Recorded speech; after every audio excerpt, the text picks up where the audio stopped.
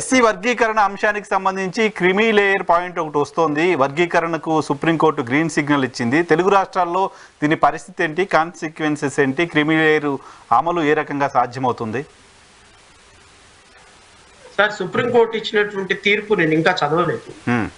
కానీ అన్నదమ్ముల్లాగా కలిసి ఉండేటువంటి ఇద్దరు రాజ్యాధికారం కోరుకునేటువంటి రెండు కమ్యూనిటీలు రాజ్యాధికారానికి రాగలిగినటువంటి అంబేద్కర్ కళల్ని సాకారం చేస్తూ ఏదో ఒక రోజు తెలుగు రాష్ట్రాల్లో అధికారం సాధించగలిగినటువంటి రెండు కమ్యూనిటీలు ఈరోజు వర్గీకరణ అనేటువంటి ఒక విచ్ఛిన్నమైనటువంటి ఆలోచనతో దూరం అయిపోతారు అని బాధ చాలా చాలా చాలా ఎక్కువ కలుగుతుంది. దానికి కర్త కర్మ క్రియ చంద్రబాబు నాయుడు. సరే, ఎనివే వర్గీకరణ జరిగిపోయింది.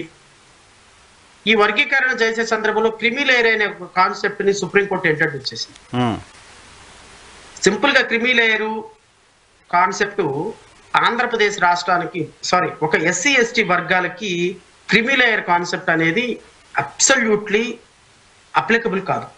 ఎందుకు అంటే క్రిమీ లేయర్ అనే ప్రిన్సిపల్ ఏంటి అంటే, ఒక వ్యక్తి రిజర్వేషన్ వాడుకుని ఒక ఉద్యోగం వచ్చేసి ఉన్నతమైన స్థితికో లేదా ఆర్థికంగా కూర్చి ఎదిగిన తర్వాత అతనికి రిజర్వేషన్ అప్లై చేయకూడదు.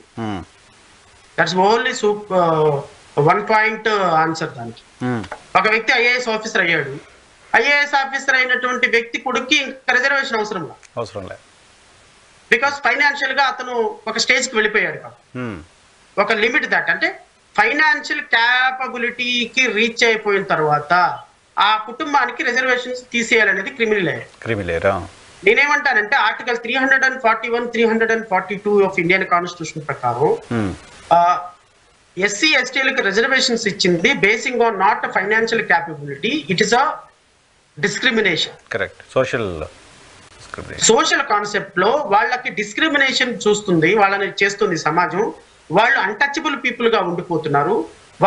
వాళ్ళని సొసైటీ పూర్తిగా వాళ్ళ పట్ల డిస్క్రిమినేషన్ చూపించి, అన్టచబుల్ పీపుల్ గా చూపించి వాళ్ళ పట్ల ఒక వివక్షత చూపిస్తుంది. కాబట్టి వీళ్ళకి రిజర్వేషన్స్ ఇచ్చారు. So even though you may be an son of IAS officer, you will be called, అరే వాడు ఎస్సీ ఐఏఎస్ రా, ఎస్సీ కలెక్టర్ రా, ఎస్సీ ఐపీఎస్ ఆఫీసర్ రా, ఎస్సీ జర్నలిస్ట్ రా అంటారు. వాడు ఎస్సీ జడ్జి రా అంటారు. ఏంద్రా బాబు వీడికి ఇంత ఎస్సీ జడ్జికి ఎంత పగరేంటి అంట. ఇది నా అనుభవంలో చాలా మంది నేను పర్సనల్ గా ఫేస్ చేసింది.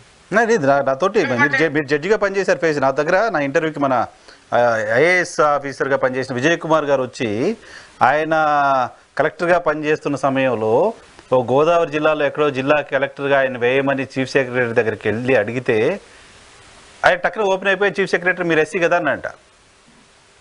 గోదావరి పుష్కరాలని ఒక ఎస్సీ నిర్వహించకూడదా అనేది ఆయన నా బాధపడ్డారు, చెప్పి ఇంటర్వ్యూలో చెప్పారు ఆయన. అంటే నేను అనేది ఏంటి అంటే, నువ్వు ఏ స్టేజ్ లో ఉన్నా నీ కమ్యూనిటీ నిన్ను ఫాలో అవుతా ఉంది. సో నీకు రిజర్వేషన్స్ ఇచ్చింది not basing on financial capacity, financial viability కాదు. నీకు కాన్స్టిట్యూషన్ రిజర్వేషన్ ప్రొవైడ్ చేసింది basing on discrimination that you are facing across the society. So నువ్వు ఎంత స్థాయికి వెళ్ళా నీకు రిజర్వేషన్, నీకు ఒక స్టిగ్మా అనేది, ఒక షెడ్యూల్ కాస్ట్, షెడ్యూల్ ట్రైబ్ అనే స్టిగ్మా నీకు ఫాలో అవుతున్నప్పుడు ఇంకా క్రిమీ లేయర్ ఎక్కడ అప్లై అవుతుంది? కరెక్ట్. ఫైనాన్షియల్ అంటే క్రిమీ లేయర్ వర్తిస్తుంది.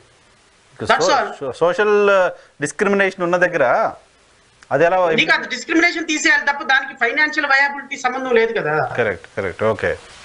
సో క్రిమీ లేయర్ అనే కాన్సెప్ట్ ఎస్సీ ఎస్టీలకు వర్తించదు. అసలు అది తీసుకురాకూడదు కూడా. బీసీలు ఉన్నారు, బీసీలకి మళ్ళీ క్రిమీ లేయర్ వర్తిస్తుంది. Because they are not facing discrimination from the society.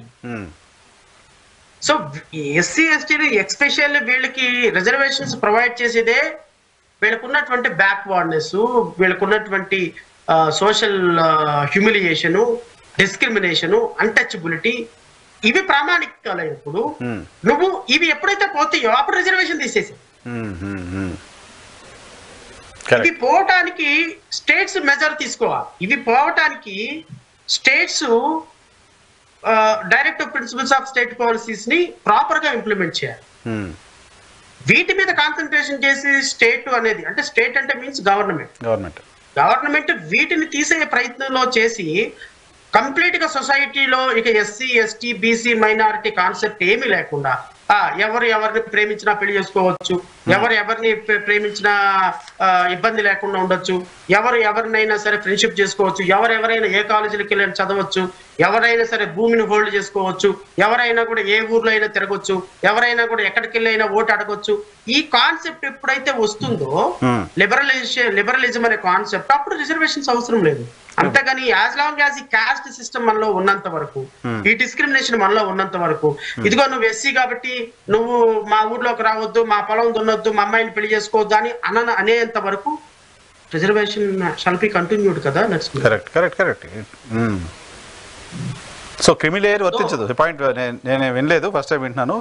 Valid point. Social discrimination ఉన్న దగ్గర ఫైనాన్షియల్ యాంగిల్లో క్రిమిలేయర్ ఎలా వర్తింపజేస్తారు అనేది పాయింట్.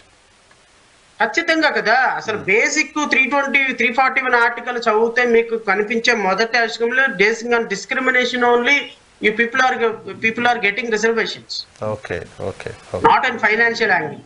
ఓకే.